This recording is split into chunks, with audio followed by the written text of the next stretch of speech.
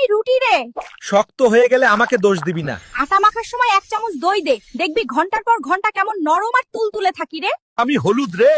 রান্নায় বেশি হয়ে তিতা লাগলে ঘাবড়াবি না। ওপরে একটু কাঁচা ধনেপাতা ছিটিয়ে দে, স্বাদ একদম ব্যালেন্স হয়ে যাবে রে। আমি কাঁচা মরিচ রে।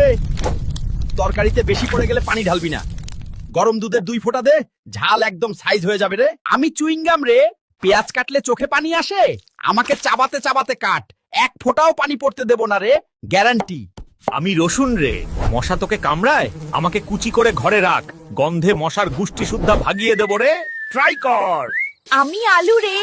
আয়না ঘোলা হয়ে গেছে, আমাকে কেটে আয়নায় ঘষে দে, একদম নতুনের মতো চকচক করবে রে।